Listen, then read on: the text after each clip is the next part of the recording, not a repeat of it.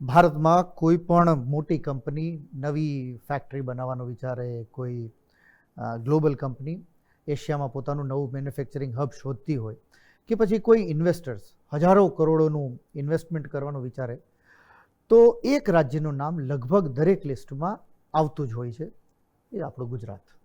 હવે વાત માત્ર એક આ એઝમ્પશનની નથી રહી, હવે તેને સરકારી રેન્કિંગની એક મોહર લાગી ગઈ છે.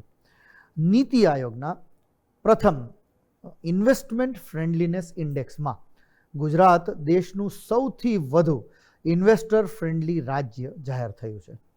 પરંતુ આ માત્ર એક ટ્રોફી નથી, આ એક એવો સવાલ છે જે દરેક ગુજરાતીએ સમજવો જોઈએ.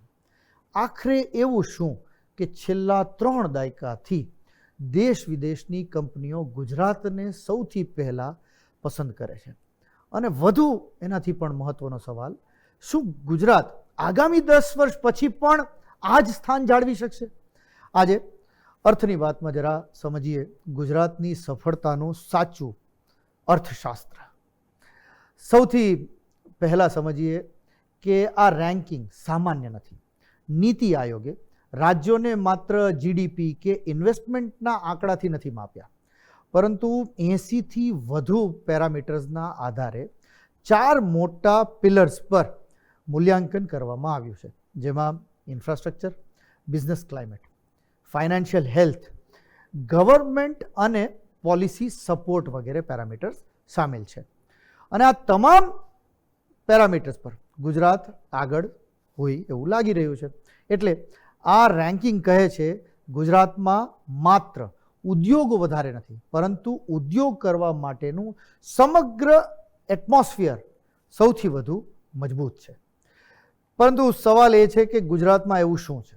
ઘણા લોકો માને છે કે ગુજરાતમાં સારી સરકારો આવતી રહી છે, જે બિઝનેસ ફ્રેન્ડલી રહી છે, ઇન્વેસ્ટમેન્ટ ફ્રેન્ડલી છે. આ વાત અડધી સાચી છે. સાચા કારણો અનેક છે. ગુજરાત પાસે ભારતનો સૌથી લાંબો દરિયો કિનારો છે. દેશના સૌથી મોટા ખાનગી અને સરકારી બંદરો અહીં છે, એટલે કંપનીઓ માટે ઇમ્પોર્ટ અને એક્સપોર્ટ ઇઝી થઈ જાય. પરંતુ સાચો ફેરફાર ત્યારે આવ્યો જ્યારે ગુજરાતે પોર્ટ્સને રોડ સાથે કનેક્ટ કર્યા, ઇન્ડસ્ટ્રીયલ એરિયાઝને ડેડિકેટેડ ફ્રેટ કોરિડોર સાથે જોડ્યા, અને હવે તેને ગિફ્ટ સિટી અને ધોલેરા જેવા ભવિષ્યના પ્રોજેક્ટ સાથે પણ જોડવામાં આવી રહ્યા છે. આને ઇકોનોમીમાં કહેવામાં આવે ઇન્ટિગ્રેટેડ ઇન્ફ્રાસ્ટ્રક્ચર. આ ઉપરાંત ગુજરાત પાસે અનેક ઇન્ડસ્ટ્રીયલ ક્લસ્ટર્સ છે, ceramic, textile, engineering, chemical, automobile. આ બધું એક્સિડેન્ટલી નથી બન્યું. જ્યારે એક મોટી કંપની આવે ત્યારે તેની આસપાસ એના સપ્લાયર્સ બધા આવે, પછી નાના એમએસએમઈ આવે, ટ્રાન્સપોર્ટ કંપનીઓ આવે, પેકેજિંગ કંપનીઓ આવે, અને આ બધાને ચલાવવા માટે પૈસા જોઈએ તો બેંક્સ પણ આવે. આ બધાના હિસાબે સ્કિલ ડેવલપમેન્ટ થાય અને આખો વિસ્તાર બિઝનેસનો એક હબ બની જાય. આને ક્લસ્ટર ઇફેક્ટ કહેવામાં આવે છે. અને ગુજરાતે આ મોડેલને દેશના બીજા બધા રાજ્યો કરતાં મને એવું લાગે છે કે વહેલું અપનાવી લીધું હતું. પરંતુ માત્ર રસ્તા અને ફેક્ટરીઓથી રોકાણ નથી આવતું. રોકાણકાર 3 વસ્તુ જુએ છે: ટ્રસ્ટ, પ્રેડિક્ટેબિલિટી અને પ્રોફિટેબિલિટી. એટલે કે નિયમો વારંવાર બદલાશે કે નહીં ભાઈ, મંજૂરી ઝડપથી મળશે કે નહીં, ઇલેક્ટ્રિસિટી, વોટર રિસોર્સિસ અને લેન્ડ મળશે કે નહીં, અને સરકાર ઉદ્યોગને ભાગીદાર માને છે કે નહીં. આ બધો વિશ્વાસ રોકાણકારોને આપણે અપાવવો પડે છે.